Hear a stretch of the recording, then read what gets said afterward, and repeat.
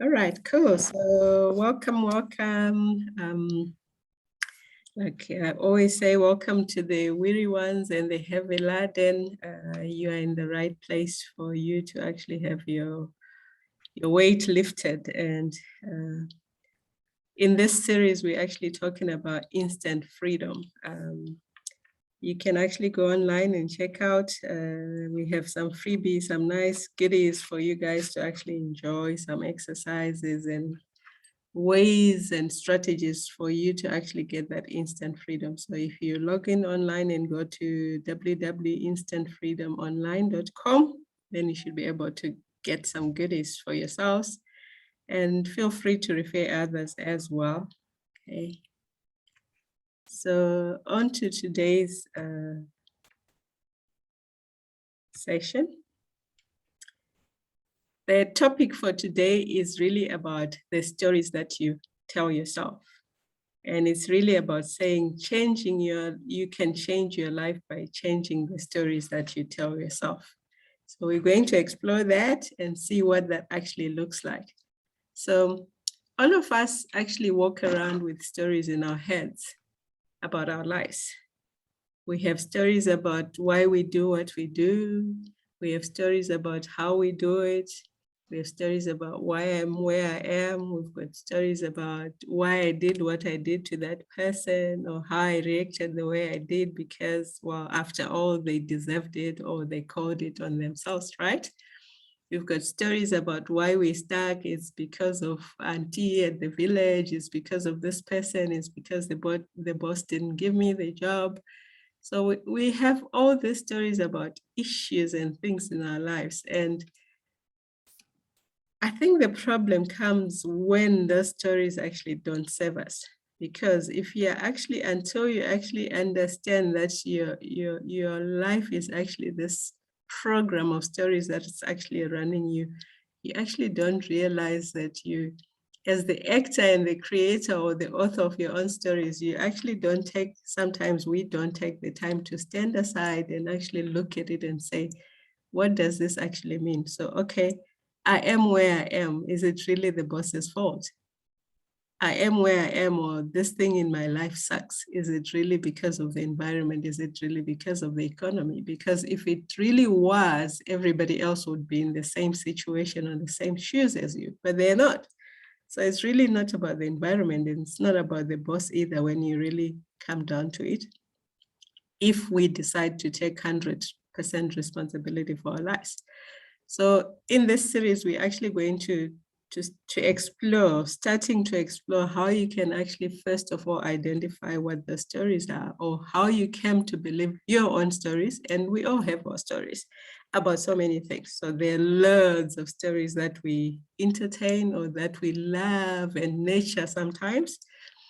Then we also want to find out what happens when the stories you're telling yourself are misleading, they're incomplete, they're outright wrong, or maybe they're no longer relevant. Maybe they used to be good stories, or they were okay at some point in their life, but now they've actually been overtaken by events. But we find, because we got so comfortable, cozy with our story, then we actually kind of tend to hold on to them, and they actually sabotage us or stop us from reaching our full potential. And we also need to look at how can you be more aware of the stories that you keep telling yourself, especially the ones that keep rolling over and over and over again. We need that to create that awareness, to be more aware, to be more conscious of, oh, is this what I'm saying to myself? Oh, is this my story? Because sometimes our stories become crutches on which we hold on to, and we actually use them as excuses not to move forward. Or because we're so crushed, we used to our crutch, we actually don't then get the acceleration or the momentum that takes us to our desired goals or outcomes in life. So yeah, we'll look at that as well. Then, as usual, it's well and good to know about all these things, but we always want to say, so what's the solution? So we'll talk about, and we'll have a demo at the end of the session to say how to instantly and permanently loose ourselves from the stories that are shackling us, from the stories that no longer serve us. And it's little known secrets that most people, like I've said in previous sessions, go to their graves without ever knowing. And yet they're like in plain sight, which is sad and unfortunate. So who is this for? Because this masterclass is meant for a specific type of person, it's actually worth commenting now and saying, if this is not you, or if this doesn't talk to you, then you're welcome to just actually drop off, or discontinue this video and get on with your life. However, if it's for you, then this is actually an invitation for you to actually dial into, zone in and tune in and actually really say, okay, what does this mean for me, and what can I get from it? So this is for you if you're one of those people who are looking to achieve more in life, who believes you are meant for more, or you're meant for greater, or you're meant for better, or there's better things in store for you. Or, as I want to put it in my terminology, if you're desiring stuff that haven't happened yet, it's because there's a version of you in your future or in your life that's already those things. That's why you desire them. So if you're one of those and you haven't taken hold of it yet, then and there's this holding pattern, or there's this ceiling that you keep reaching, whether in relationships, socially, income wise, financially, or whichever areas of your life, then this masterclass is actually for you. You may want to actually remove all distractions and make sure you're actually tuned in. And if you're one of those fist feminine people, yo-yo cycles, one time in your life, 1 year in, things are great, they're moving, you're shooting the lights out. The next year or the next cycle, you're hungry and things are not working out. Sometimes you're stressing and depressing. Then this is also for you, because there's a reason why that's happening. And if life is good for you, there's things that's working, certain areas of your life are actually flourishing, but there's certain aspects of you, certain aspects of who you are that are being denied, and they're actually creating havoc in your life, or they're actually making you miserable, then this is also for you. And if you are like me, way back, where you have spent time, money, and effort on seminars, all the seminars, some people end up calling you seminar junkies or conference junkies. You go and you still did not get what you're looking for, then this is also for you. Okay, so some people might want to know, but why now? Why are we talking about this now? And it is because of several things. Some of them we've been talking about them with our friends and families and people around us. First of all, stress, anxiety, and depression currently is a 3 billion person problem. That's according to the United Nations WHO. 3 billion person problem, so 3 billion of the 7.5 to 8 billion people in the world are currently suffering depression. And you can understand, given what has been happening the last 18 months. And this, for me, is one of the shocking stats that made me to think we need to get this word out as soon as is possible. 1 suicide every 7 seconds in the US. That's scary. And in South Africa, teen suicide as well. They're saying, kids as young as 9 and 10 years old in South Africa, they're actually committing suicide since the start of the COVID last year. That's also very scary. And unemployment, it goes without saying, it's an all-time high worldwide. For some of our countries like Zimbabwe and South Africa, it was already an issue, and now it's actually reached disproportionate numbers. Then we have relationship strain, there's abuse and violence in the homes, and sometimes actually a relationship strain with your own self. Some people are actually starting to question themselves. And I actually went through that as well last year. Initially when the lockdown started, we were like sending these funny jokes. Yeah, are you the only one? We're spending 3 weeks to a liter. That was fun. That was like 3 weeks. We thought lockdown was 3 weeks. And then eventually they're saying, no, it's going to be extended to 3 months. Then you start sitting down and actually thinking. And that relationship with self actually came into the picture as like, who am I really? Like, what am I about? And for some people, they realize actually they can't handle being by themselves, and being lonely and stuff like that actually stressed out lots of people. I have a few friends who were really complaining about that. But yeah, so that's what I mean by relationship strain. It's not necessarily with a significant other, but yeah, even with yourselves. And business closures and rescues in South Africa. So as I subscribe to this auction thing, every day I'm getting emails about businesses, liquidation sales of equipment and because businesses are closing left, right, and center. And that's actually very scary too. On top of that, especially the lower echelons of society, they're battling hunger and poverty is on the rise. And even the guys who are on the higher end, you find you're actually being forced to help out more, to look out for your brother or be your brother's keeper. So that's all, changing the way we live and how we actually do what we do. Hence the need to say, okay, can we actually look at the stories that we tell ourselves?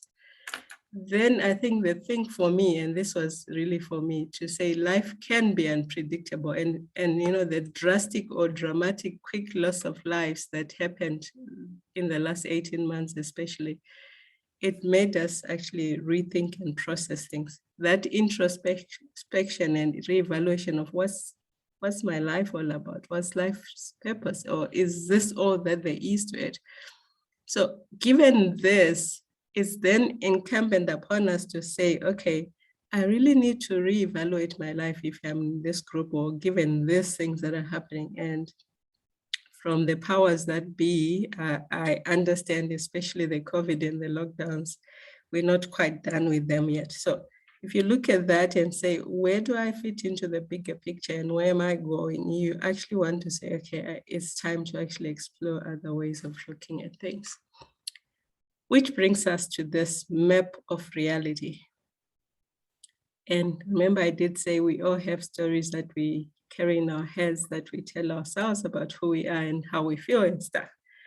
So the question that I want to ask you this evening or morning, whichever time you're going to be watching this, is what is your story? What's your reality? What's your personal map of reality? Because your map and mine are actually quite different. And because this is so important, I'm going to take quite a bit of time actually talking to this. You can read along with me or just listen, but the point is, the bottom line is how you feel is your reality. So if you're feeling a certain way, that's your reality, that's you, especially at that time.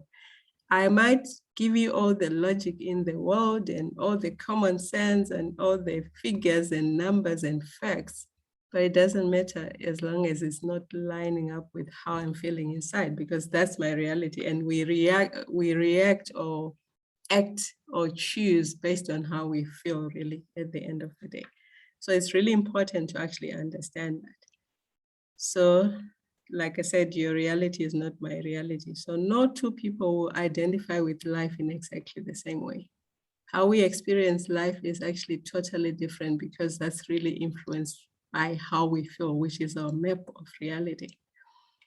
And how we feel is actually influenced by the perceptions, the beliefs, the filters, and the lenses through which we experience life.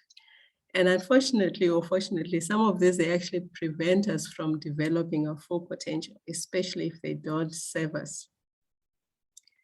Now, how do we actually get to have those maps of reality? Most of the time is events that happen to us that have a strong emotional charge or content to them. And it's usually involving a person of higher rank or authority. So it can be your parent, your mommy, daddy, uncle, boss, grandma, or somebody. And it creates such a strong belief, positive or negative. So if something happens, if I were to ask you guys and say, do you remember what happened? Anything that you remember happening when you were 10 years old? Most of you give me either the most beautiful, like where you're the happiest, or something where you're the saddest, because it's got a strong emotional charge or content to it. So those are sticky. And some of them we actually don't even realize we still hold them because they've been buried in the subconscious now. But those events and things is actually what forms our perceptions, beliefs, and values. And for those who've been attending the sessions for quite a while, I think you're now aware, in childhood, especially up to the age 6, most of the statements that we hear from somebody, money doesn't grow on trees, you think I'm a walkover, or, abusive words and things like that, or the behaviors that we observe and actions of others. And generally by that age, it's our immediate family, unfortunately for most of us. So those actions and behaviors, we really simply soak them up as our reality without questioning them. And remember, I said how you feel is your reality. So that reality becomes your story, and it's an unconscious one. You don't even realize, oh, okay, all right, that's my story. Generally, it takes another person outside of you, or outside your sphere of influence, even to actually see, oh, is this how these people believe? And that's how cultures or communities and cultures get to come about, because generally we want to believe the same thing, at the same level of belief. That's how churches and communities come about. If we agree on most things, beliefs, values, and things like that, how to do things, then we relate better. So we form our clique, and that clique, if it's big enough or there are lots of people subscribing to it, it becomes a whole culture. And that becomes that culture's or that community's story, besides the individual one. Okay, so when these created beliefs, or when these stories serve us and are compounded because we keep thinking and working the same stories. Remember, I said the stories in our heads all the time. If they serve us well and they're great stories, they're very positive, they're reinforcing, we actually become very dynamic. We have a great sense of self-worth. And we have what some people call the Midas touch. So we always say, how come that person, they do this thing and things just work out for them? I always used to ask that question at some point. And things never work out for me. That's my story. Things never work out for me. That's my story, right? And when they're negative, they become limiting beliefs. It's stuck energy. It becomes, prison, fetters that actually shackle us and keep us, bound and stuck and small, basically. So, okay, there's one more point there. So once an idea or one of those beliefs or things has been accepted by your subconscious, it actually remains, it stays there. It's part of who you are, it's who you are. It remains until it's replaced by some other idea or belief that's actually different. And that's how you actually, become this person or this personality, which has got a certain way of behaving and doing. And that's how you actually determine your destiny, because how you behave based on what you believe and think is based on what you choose, the choices you make, and you behave a certain way. That behavior becomes a character, and that character becomes your destiny. So it becomes a holding pattern, or like I want to put it, cycling the runway, because that's how you do it, today and tomorrow and next year and the year after. So what tripped you yesterday is tripping you today, and it will trip you tomorrow, because until you see it from a different perspective, until you replace that program or that idea with a different one, you're still feeling that way, and that's still your reality. So what do we do with this?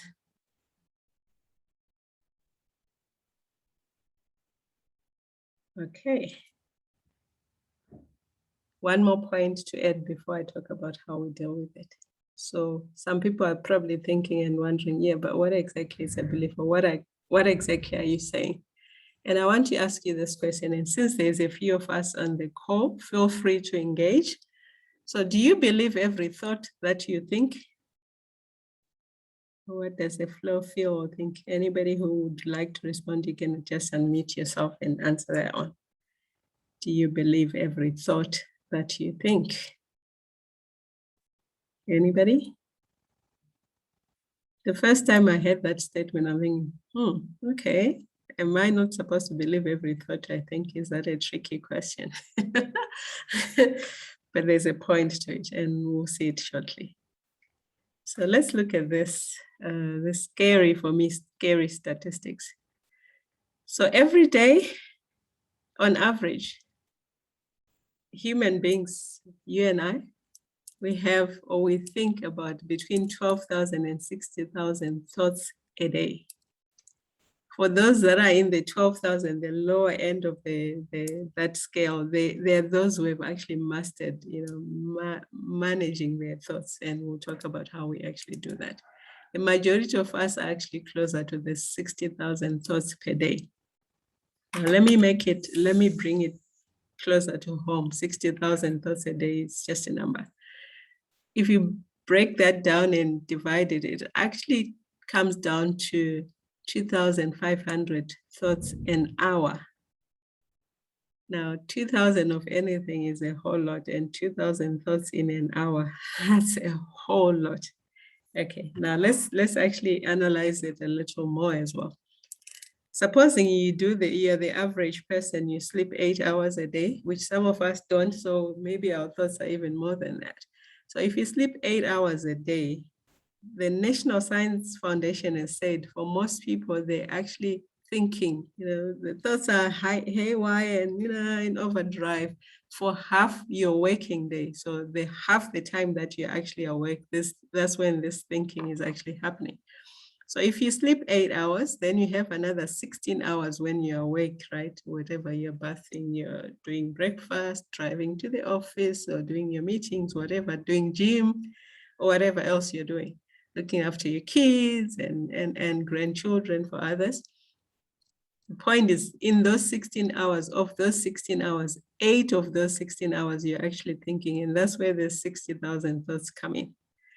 Now, what does it mean? Or is that good or bad? I don't know. It's up to you. Because here's the part, and I'm sure you're not actually surprised by this, by the fact that 80% of those thoughts are actually negative. So let's be honest with ourselves. Most of the time we're thinking about what happened yesterday, what happened the last hour, what happened 2 years ago, and stuff like that. They did this to me. Why did she do that? She's such a bitch. How can she, how can he do that?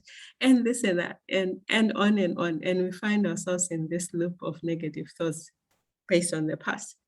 Sometimes those of us who are maybe more enlightened, we're actually thinking not so much of the past, but we're thinking of the what ifs of the future.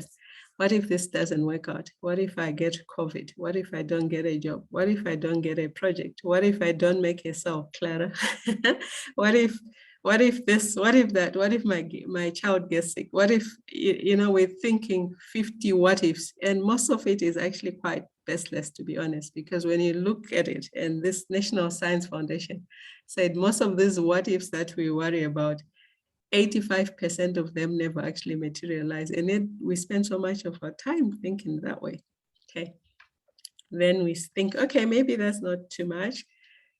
Now, 95% of what we think about is actually based on what we thought about the day before, whether it's good or bad or negative or positive, it doesn't matter. But 95% of the thoughts are actually stuff that we thought about yesterday and the day before and the one before. So let me put that in perspective. If you're 35 years old, I'm not sure how old Dee is, she's on the call.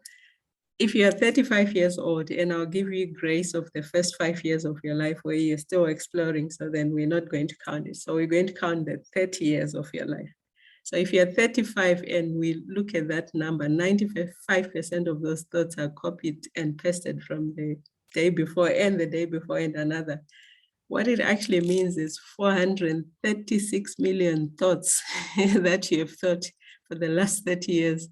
They're actually almost redundant because it's just a copy and paste of whatever you thought about, and with a little addition, but it's the same stuff that you thought about.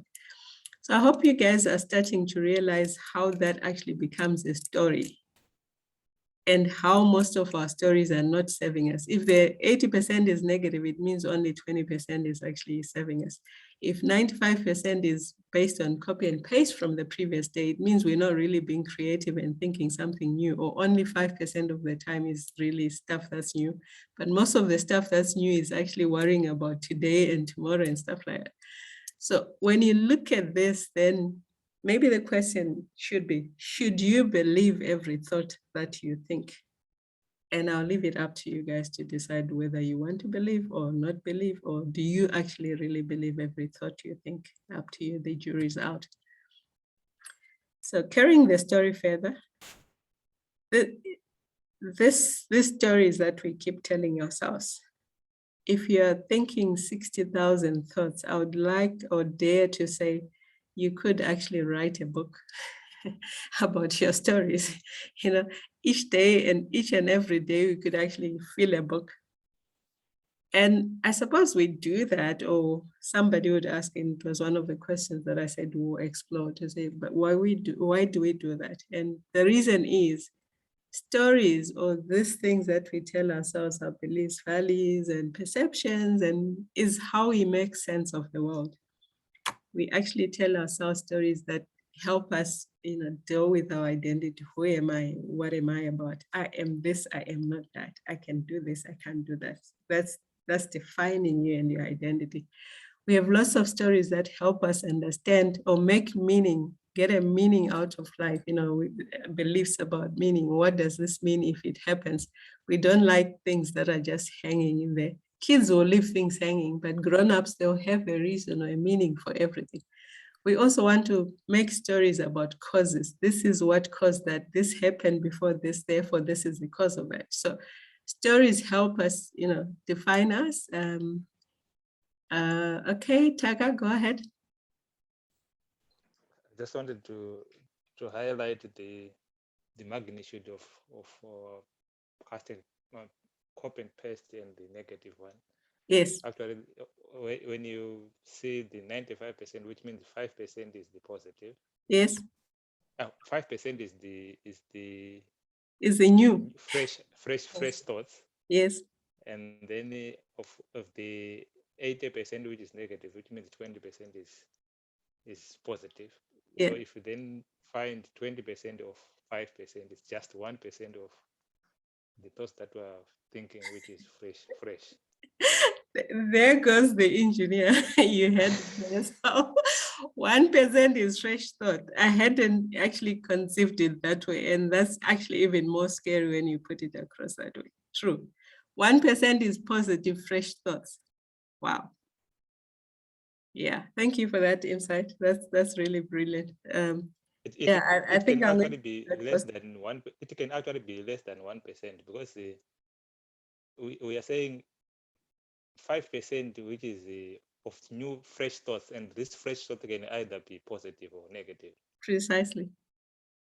And then of the 20%, which means the 1% is both positive and negative, but yes. Fresh, yeah. which is the potential of being positive. Yes. Let's not bring in the stats and the probabilities, because it's even more scary. But I get your point. I love that. Thanks for that insight. I think I'm going to keep that one. Let's stick with the 1% to make myself feel better. I'll make myself feel better and say 1% of my thoughts are positive and fresh every day. Yeah, but still the question is, what's with the 99%? Anyway, maybe I can hold on to the 1%, hopefully, to get us somewhere. But yeah, that's how scary or bad it is, actually. Yeah. And I think from this, when you put it that way, it's actually, then you can actually start seeing why, a cycle of what we call bad things, or life not moving forward, or being stuck and, shackled or handcuffed in our lives. You can see where it's actually coming from. And it's a reality. Most of us are not really going anywhere in a hurry. Where we were 5 years ago, for most of us, is still where we are today, with a little sagging skin here, or a little extra thing that you have done there, but in the bottom line analysis, we're still really where we were. So, and yeah, I get it. 1% is too little to be meaningful, I think. Okay, so let's go back to the story. So if you're going to write, hopefully the 1% is also in this book, Taga. So if you're going to write a book about your thoughts every day, 60,000 or more, you could actually fill a book. That's the bottom line. You could fill a book. I think how thick that book is, really up to you, how fast you want to write, or what you think about. But the point or the question is, would it be a bestseller? And I'm going to pause and ask that question. and you want to ask yourself the question, would that book be a bestseller? Or, and more importantly, would you actually be proud to hand over your book to somebody else to read?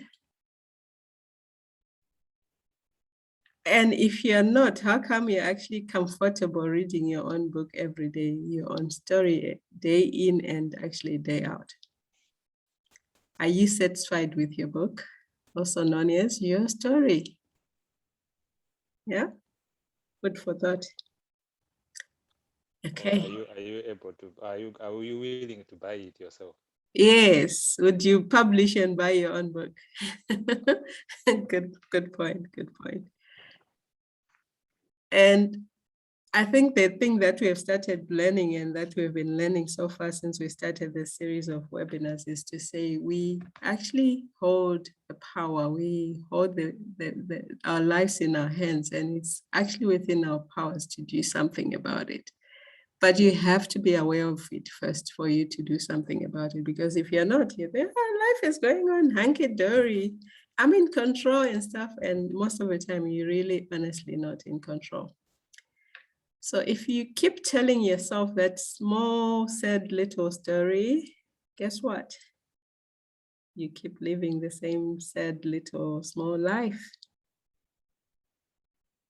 And yeah, if you're comfortable with it, then it's all good. But like I always say, if you were, you wouldn't actually be here. You'd be busy doing something else in your yacht somewhere, or private jet for Clara, or in some island somewhere. I would be on holiday somewhere.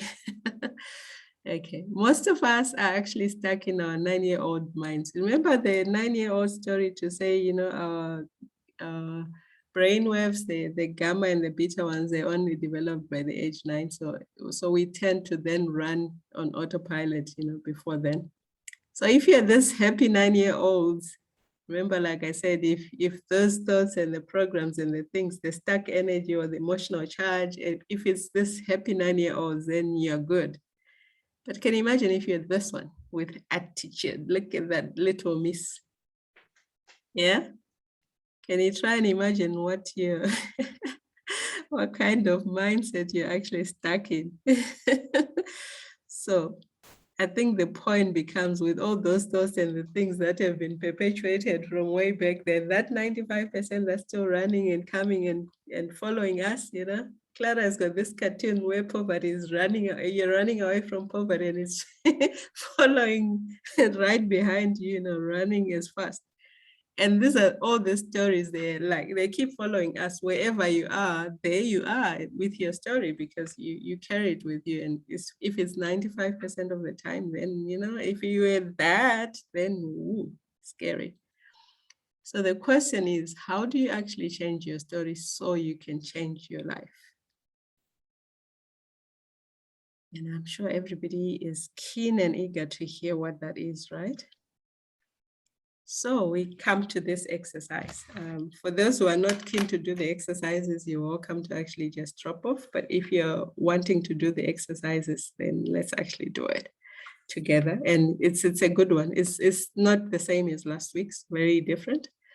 So our mind can be our biggest challenge and obstacle. Yet if we skillfully manage it, those thoughts, can we change that 1% Taka and make it maybe 2%, if possible? If we can do that, our mind becomes our biggest ally to actually help us reach new heights of success and progression and, you know, influence and impact in life. And we want to be able to do that. So I'm actually, those who are keen, I know Dee wasn't too keen last time. If you want to put on your videos for the exercise, if you're up to the exercise, then we can actually get it rolling. It's a nice one, don't worry, it's different from last week's. And I'm not hypnotizing you. I see Dee wasn't too keen last week. How are you doing? Taka, is Sheila there or not? Can't see Sheila. She's not saying anything. Okay, so introducing. How do you guys like this dog? She's downstairs. Oh, okay, all right. How do you like that? relaxed awareness. That's what we actually need for us to actually start being able to be in control of the stories that we tell ourselves, and getting ourselves to move forward. What do you think of that, dog? Clara, you're the one who said you're starting to like dogs now. Okay, all right. Relaxed awareness. Love it. I love it. Yes. Okay. So relaxed awareness is actually, and some people call it this, especially in the, what do you call it, in the sports circle, it's actually being in flow. It allows us to be in flow, And when you're in flow, you're happy, you're conscious of what you're doing, you're in the moment, you're mindful, and actually you are creative. And you're aware of this 90% or 80%, 95% or 80%, 85% or 80% that you actually don't like. So the idea in our lives is we need to take time to actually be relaxed and mindfully aware. This awareness or consciousness. Let me just be conscious of who is Muriel at this point. How is Muriel feeling now? What's Muriel doing or thinking and stuff like that? And it's a skill that we all can, it doesn't require anything. We're going to start it today and we'll continue. It's a skill that's going to be super useful for us going forward. And it's not difficult to relax. So the other time we spoke about this in another forum, somebody said, yeah, but I don't have time. And I was saying, I'm sure everybody can actually take a minute. So we don't want the long drawn out, sit in a meditative position and do this. Most people don't like doing that. I'm one of those who doesn't like doing that. But just relaxed awareness, you can do it anyway. Even when you're doing your dishes, you can just bring your mind there, be aware, and actually start saying, okay, what am I actually doing there? And if you're there, just be there. Basically, that's relaxed awareness. So let's actually do this. Okay, so we're all sitting comfortably, right? Yes. All right. Oh, we can put on our mics, guys. It's only a few of us, so it's okay. That's the beauty. That's the advantage that you guys get for actually being committed and coming. So let's take a minute for us to actually do just a deep breath in. And that's another exercise for another day, because most of us tend to actually not practice proper breathing. We do shallow breathing. I had to learn to breathe. Yeah. Okay. All right. So let's actually just take a deep breath in, a proper one, and then out and relax. Now I'm going to give you a minute to just relax.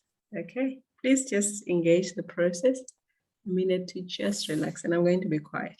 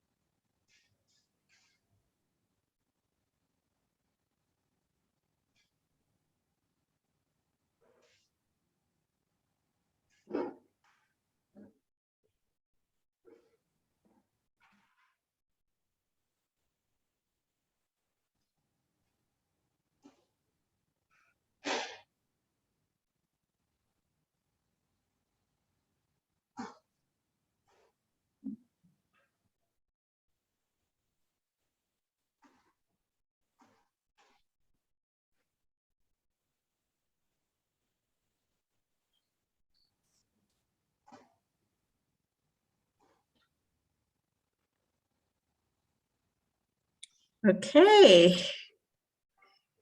All right, the minute is up, guys. Okay, here are the questions. What thoughts just went through your mind? Anyone who wants to share? One or two of the thoughts? I can see you all laughing. Mine was actually exploring of how this can actually work in a work environment. Aha!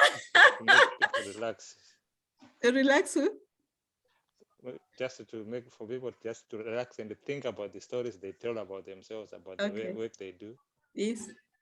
Okay, awesome. That was very constructive. Okay, anyone else who wants to share? Why are you laughing, Dee? What did you think about? Actually, I didn't come up with anything. I think we are, most of the time, we are being caught up in emotion. Okay, I didn't ask what we are doing. I said, what did you think? Share one of the thoughts. Don't get philosophical or academic on me. Just share one of the thoughts. What did you think? You're scared of your brother, eh?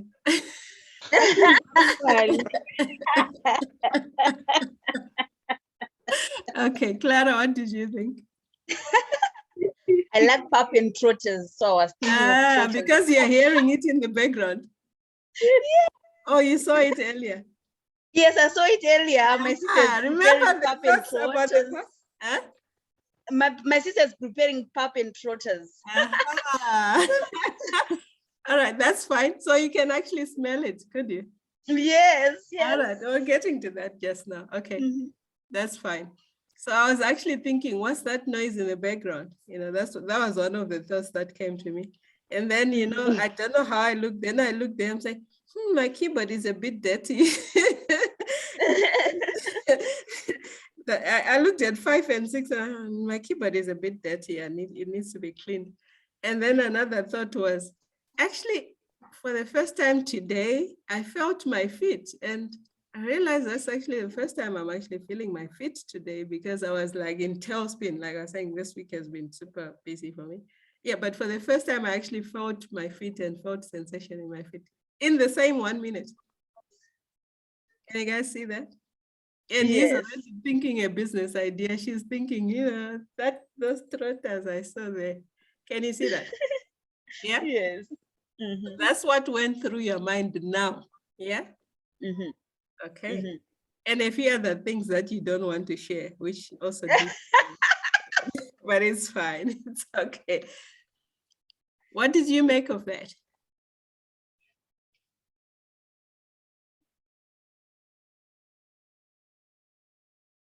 You can share what you made of it. You don't have to share the thoughts. Don't worry.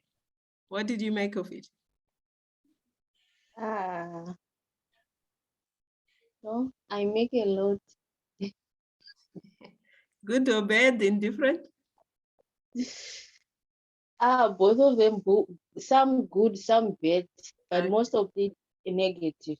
All right. Taka, what did you make of whatever went through your mind, including your your business opportunity? I think. What did you make of it? Don't think it. Just tell me what came. In the sense that I was thinking, how do I translate this? And the others, it's difficult to do it and all that. Difficult. Right. Okay. Hold on to that. Okay. Clara, what did you say? Sorry, I have to come back to you. My thought was pap and trotters. I really love pap and trotters. I can't wait to dip in and eat that.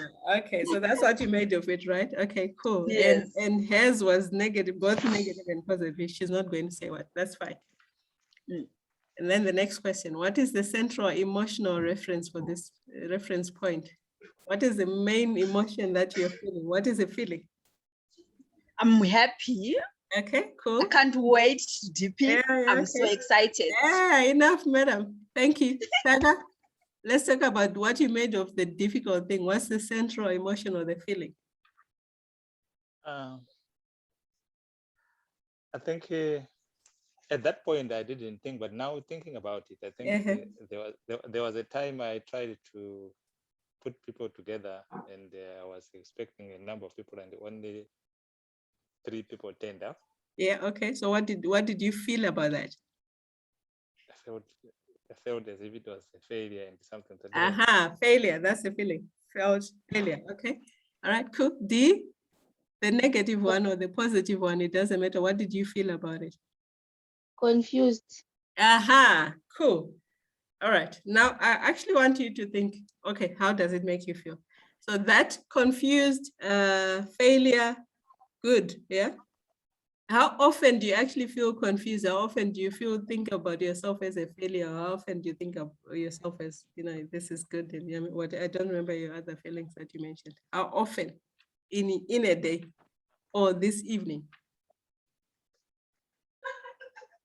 Can you guys see the story? Are you starting to see the story? Yeah, it's making sense now. It's making sense, right? Okay. Yeah. Cool. That's exactly how the stories come about. And these thoughts, they keep, and we don't actually, without taking this time out to process them, we don't even realize it. Did you realize that you actually have this story about confused, Dee? That you have that story often? Yeah.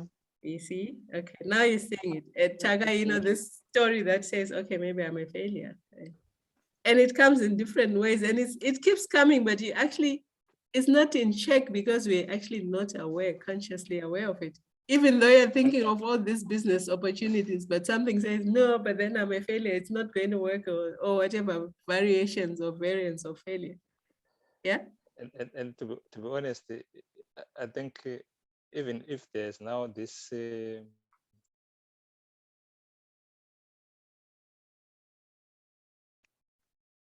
This I've one? never tried to make a version of physical workshop that I was trying to do.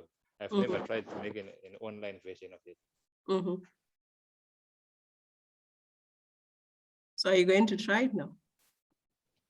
I'll try it. Yeah. Awesome. Good. Go for it. Okay. So let's actually and I'll practice. invite you to the online version of it. Yeah, go for it. Go for it. Definitely go for it. Okay. The last part of the exercise. And I'm conscious of time. So for us to become more aware, because we need to do this more often as we go about our day, and just to be more aware. So let's do a sensory check-in, all right? Just bringing ourselves into the present moment, being aware. I want you to actually name one thing that you're actually experiencing with each of your senses, okay? We know our senses, so one thing. So I'm going to, don't worry, follow my lead. You can just relax the way you are, don't worry. So look around you, just around, and name one thing that you see. One. I can see the light in front of me there. Okay, Dee, what do you see? Without thinking, one. I can see my phone next to me. Clara, what do you see? You can see a mirror. I knew it. You and mirrors. Why the mirror? I love the mirror. Okay, cool. That's fine. You saw the light in front of you. She saw her phone. She saw the mirror. That's fine. Okay. All right. The next one. Just relax the way you are. Take a deep breath. Just one. Okay. And name one thing that you can smell.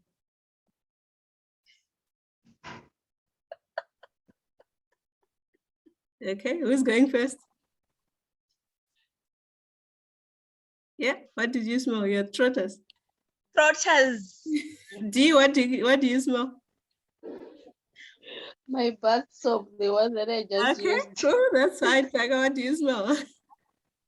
I can smell the ambient thing in my room here. Okay, cool. All right, you must love your room. Okay, that's fine. All right, now close your eyes, guys, just quickly. And name one thing that you hear. I can hear you. Okay, what do you hear? Dee?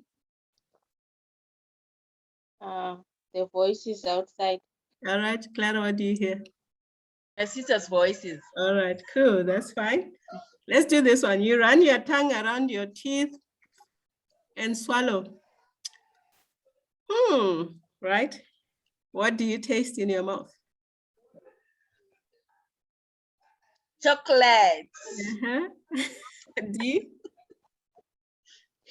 I was eating chocolate the same again. This chocolate. Okay, Taga, what do you taste? I just finished eating utakura, so that's what I Tasted. tasted. Okay, cool, that's fine. All right. And then the last one, just close your eyes, right? And reach out with your hand and touch something. Just reach out and touch something. And name the texture that you feel. The texture. What do you feel? Hard, soft, shiny, rubbery, slippery, whatever. What is the texture that you feel? Soft. Mine, it's a hard and a bit rough. Okay. Soft. Yeah, soft. Okay. D? Very soft. She's enjoying it, whatever that is. She's actually enjoying it. Okay. The point of the exercise is our role in life is actually to be more aware, to be present. Yeah. Yes. To be consciously and mindfully do things, whatever you're doing, to bring into the moment. And if you're with someone, for example, pay attention to the person that you're with. Stop whatever else that you're doing. Be in the zone with this person, whatever they're saying to you. Most of us are actually bad listeners. We don't listen well because as they're talking, we're actually thinking, I'm going to say this back to them and stuff like that. And that's actually not being in. It doesn't matter what kind of a person, and be fully present. And we're doing something, we like this multitasking thing, but we actually haven't really fully engaged. And we actually didn't even realize, but how was I feeling as I was doing this? Because you're actually not conscious of, you're not aware of where you're at. Even when this is something I'm learning, when you eat, be mindful, take your time, enjoy the taste and, see the flavors there and the aromas and the temperature of this food and actually really enjoy it. And for most of us, actually, I realized, for me personally, I realized actually, if I do that, I tend to eat much less and it has been an experience. Oh, one thing that I was guilty of that. Shower time, I run to the shower, quick, and I'm out. Like, what is the objective of showering? Is it for what I'm going to do, or is actually to cleanse myself and feel good? So just be there and feel it. Or how does the water and the temperature feel on your skin, and actually enjoy it? That's the life.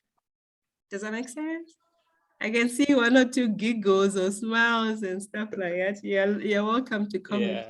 Yeah. Wake up 5 minutes before you want to be out of the shower in 5 minutes. Yeah, but take the 5 minutes and enjoy it.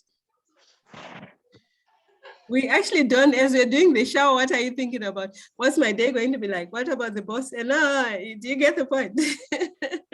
That's what we do. We're not in the moment. Let's enjoy the shower. That's where we're at. Let's be conscious and aware, and actually it's nourishing us. Do you realize, like, when you're sick, this is one time I've actually seen, when you're feeling very ill, sick, and you actually go and take a shower, that you actually feel better. Have you noticed that? Anyone else says that? Yeah?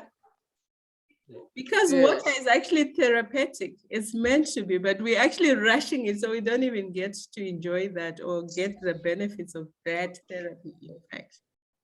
So actually, in the morning we'll be rushing to work, so we don't have time to enjoy the shower. No, but you are in the shower, are you not?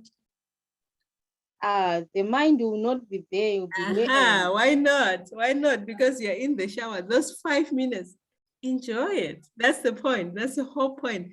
And it actually take that time. So for me now, I actually use my 5 minutes in the shower as my actually meditation, a time to center myself, bring my thoughts together, bring my mind together.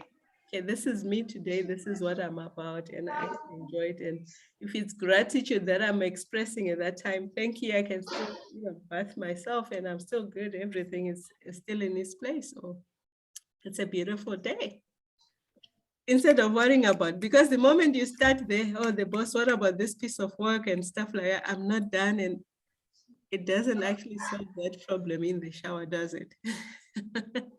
It actually makes you start your day on the wrong footing. Those 60,000 negative thoughts, they've already started. That's the whole point of having this sensory check-in. So just check in, practice that. So for this week, in terms of practice eliminating other senses if you're doing something that's maybe more concentration on one sense. And so you focus on the one thing and just enjoy it. If you're going to be eating or it's your coffee, focus on the taste and the, maybe touching the cup even, or the colors. It doesn't matter. Just pick and The idea is for you to become more present and mindful of what you're doing so that your thoughts are not in overdrive and taking you to the 95% that we don't want, or the 99 according to Taka. That scared me a bit. 99 is scary. So that when you're present there, then you are in the creative mood that can allow for the 1% new positive thoughts to actually come or arrive or meet you somewhere. This sensory check-in. So I think you would all agree with me. This is easy enough to do. It just takes just a little practice, a little, very little, to actually just say, okay, all right. I close my eyes and I'm hearing something. I can exclude all the other noises and concentrate on the one, or exclude all the other sounds and concentrate on this that I want. Exclude all the outside noise and concentrate on my breathing, because that's also a sound and I can actually enjoy myself or enjoy me, right? Yes? Yeah. Coolies. That's mindfulness, basically. So mindfulness is just an attitude of patience towards self and nurturing trust with you, not striving. We're not trying to fight anything, and just we're accepting it's as is and letting go of everything else that actually doesn't serve us. So, remember, we don't like thinking about that past because, we can't do much about it anyway. It happened, and we don't want to worry about the what ifs of the future. And we don't like the distractions and not actually enjoy the moment. So we want to zone in and be present and actually live life now. For most of us, we're living life in the future. When this happens, then I'll be happy. When this happens, then I can do that. When I get my car, then I can, enjoy my life. But life is actually now, it's not then. And then is not even promised for us, yeah? So let's actually just pay more attention and being more present, being more purposeful and being aware of what's those 60,000 thoughts that are actually occupying our mind, because that's our story that actually shapes our lives. So when you change your story, you change the storyteller, which is you and me, yeah? And we want to be able to do that because we're going somewhere. So let's actually take it upon ourselves and actually change the storyteller, because in that process, we'll actually start moving towards our goals and our destinies. Okay, that's a wrap for today. Thanks for joining, Muriel, the transformationalist, and I hope I've left you better than I found you an hour ago. That's it. Thanks, guys. Thank you.